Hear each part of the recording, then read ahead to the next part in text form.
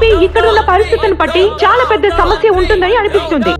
ఇది అమెరికానో యూరోపో కాదు, ఇది భారతదేశం. నాకు కావాల్సింది మీ సైలెన్స్ కాదు, ఆన్సర్ కావాలి. ఈ రోజు 7:30కి వాళ్ళ సెకండ్ ఇంటర్వ్యూ ఎయిర్ లోకి వస్తుంది. 8 గంటలకి ప్రైమ్ డిస్కషన్. ఏమైంది సార్ ఈ రోజు మన న్యూస్ ట్రాక్ డిస్కషన్? నమస్కారం, న్యూస్ ట్రాక్ కి స్వాగతం. రాజధానిలో మావోయిస్టుల సంచలనం, సురక్షిత లేని ప్రతిపక్షం.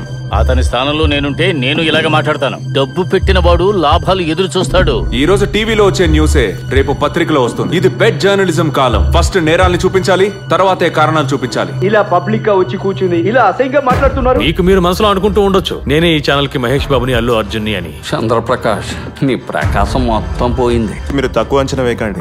నాకు రాజకీయాలంటే పెద్దగా ఇంట్రెస్ట్ లేదు.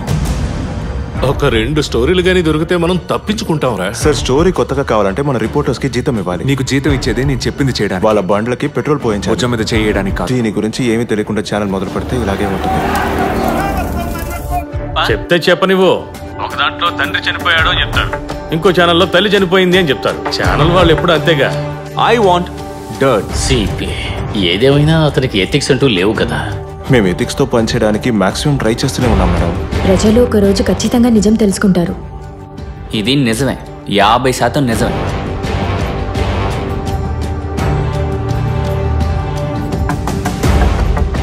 మనం అప్పీల్ చేసి డిస్ట్రిక్ట్ కోర్టుకు వెళ్ళినా వాళ్ళు అసలు తీసుకో. నేను వాడి ఇంటి ముందు ఎలాగైనా షో చేసి తీరాలి.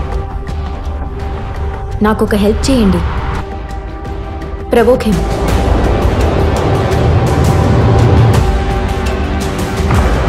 Stop it! Stop it!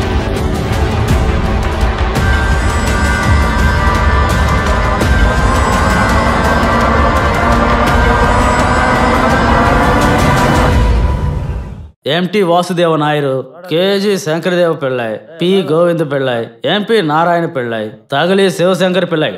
అర్థమైందా? అన్నట్టు వీళ్ళందరూ ఏ జాతీయ పార్టీకి చెందిన వాళ్ళు?